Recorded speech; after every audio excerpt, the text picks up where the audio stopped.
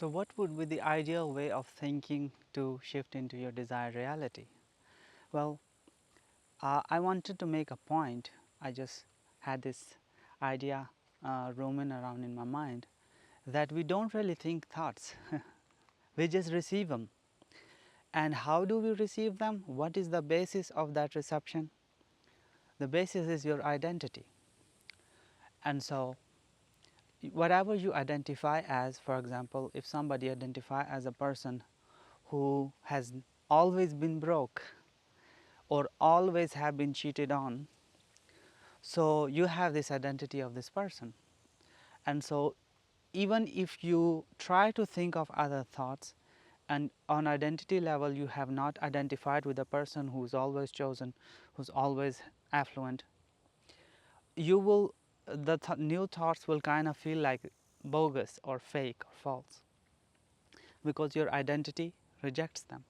And especially if you're not even aware of law of assumption or inner work or subconscious mind, all these uh, new thought and consciousness related teachings. So your thoughts are automatic. This is why so many people are like, oh, I can't stop thinking about it, I can't this, that, it's out of my control, or you know, I can't seem to break out of the loop. Well, first of all, who do you say that you are? As Jesus said to his disciple, like, who do you say that I am? He was trying to ask, and then one of his disciples said that you are the Son of God. So basically Bible is all allegory and parables, and it's all a psychological drama, as Neville Goddard says. At least I identify with Neville Goddard's interpretation.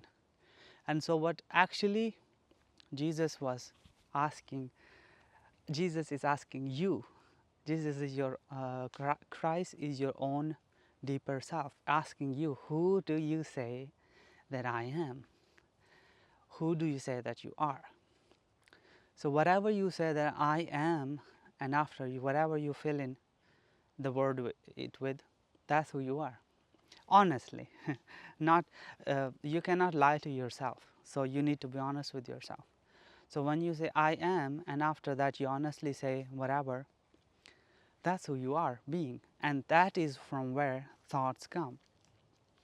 So I wanted to come back to the idea. The video title is like ideal way of thinking while manifestation. Well, it should be ideal way of identity, ideal identity, because your identity, who you say that you are, is what gets thoughts into your field. A great example would be radio station, right? All radio stations exist, they're all being broadcasted. Everything works on radio. This phone works on radio.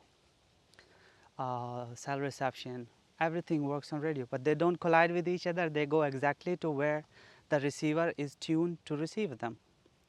So somebody cannot receive 98 when they are tuned to 97 frequency hertz. So if you are in an identity of lack and lovelessness, you will not be receiving lovely thoughts about love and abundance. And even if those thoughts appear in your consciousness, you will reject them. So what I'm trying to get at is become aware of who do you say that I am? The classic biblical question asked by Jesus to his disciple, who do you say that I am? Not the world, not your family, not Caesar, not what they told you. Who do you say that I am? So you, whatever you say that you are, that is what this world responds to. There are many videos about talking about the mirror principle. And there are so many ways of explaining this, but to simplify it, in the simplest terms, this is a conscious and perception based reality. We have free will. Otherwise, God would not be love. Okay? So, all these people saying, oh, God is all love, but then He can impose His will upon you. That's not love. Pure love is absolute freedom of choice. Yeah, freedom of choice. I won't say free will, because I subscribe to the Neville Goddard teachings, and he says once you have assumed something, your free will goes away. That's it. You have chosen it. Now you'll move under compulsion. So basically, how things will happen, that is not in our control. So that's like sort of not having free will, but freedom of choice. We absolutely have freedom of choice to choose who do you say that you are in every single moment. You have the choice to uh, see the circumstances and assign them a different meaning, right? Or don't give them any meaning and just let them be. And from your perception, then that circumstance has no power and it falls away, because this reality is a mirror. So if you think that something bad happened and you didn't even care about it, or you didn't give it negative meaning, it could turn into in your advantage later, right? For example, a great example would be like you are trying to manifest a SP, the person that you love, and they, for example, you text them and they don't text you back, and it's been some time, and now you feel anxious. But in your perception, in your mind, you rewire this feeling of lack and say that I'm always chosen, I'm always loved, I'm one with God. So how can they resist me? So it will work out in my favor, and you let it go and you stop the neediness. You will see the magic happen, that they will reach out to you, and uh, they will say something to acknowledge the fact that you are not needy and you are very confident or something like that, and they will feel that attraction towards you. I am speaking from personal experience.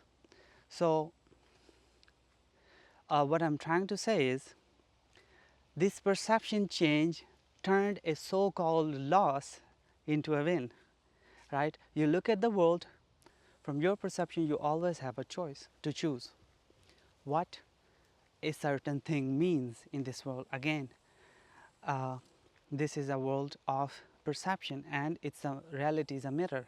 God is a mirror. God is a mirror of its individualizations, and God is living through us and having all these experiences, right? So whatever you choose, God says yes. But that choice has to be a decision, a strong conviction to stick with that new identity. This is why I wanted to talk about the identity, that thoughts are meaningless, sort of, because you receive them, right? Trying to think better thoughts and trying to feel good. This is why people say, oh, law of assumption, law of attraction is toxic positivity, and this is so horrible for you, blah blah blah. You don't have, it's not about thinking good thoughts. Neville Goddard said feeling is the secret, but he was not talking about positive emotions or always feeling elated and always no, he was talking about acceptance of the fact that you have what you want. What is that? You identify as being the person that you want to be. That's it, simple, right? You identify as the person who has what they want, already having, right? You manifest what you are, not what you want. It's a popular saying in conscious creation communities. So the point is, your identity is the receiving mode from which you receive everything, right? It's sort of like your reflection on the mirror, right? So your reflection on the mirror, if your identity smiles, if your identity is a happy person, affluent person, the mirror reflects it back. But if you are forcing the mirror to smile while you are frowning, guess what's going to happen, right? So your identity is the receiver and the projector, right? So who do you say that I am is the most important question.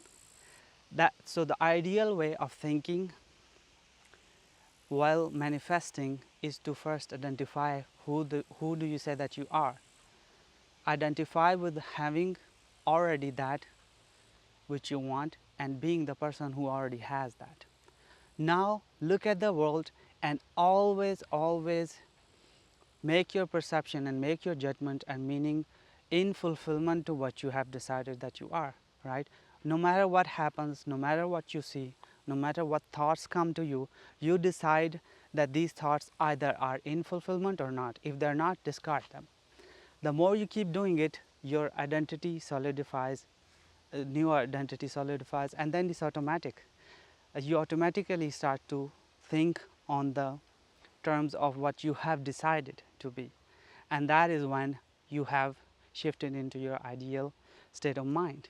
Ideal state of mind creates ideal state of reality, and you shift into your desired reality. This is what I have done in every single manifestation of mine. I constantly think about what I did successfully, right? I had negative thoughts. I'm a human. I had all these ifs and buts and all this, what if questions. But I kept on saying that I already have what I desire to be. I already have what I desire to have, and I am that. And I would just discard when I get fed up of too much of the circumstances. I would say I have what I want, and that's it. I would shut the door, like Abdullah shut the door on Neville Goddard in his very first manifestation when he was trying to go to Barbados. And Abdullah said, "You're already in Barbados and you have gone first class." So, and he shut the door on him. So, you gotta shut the door on your old identity and only reside in the new identity. And you will see how absolutely reality reflects you. So, this is it for this video. Until next time, bye bye.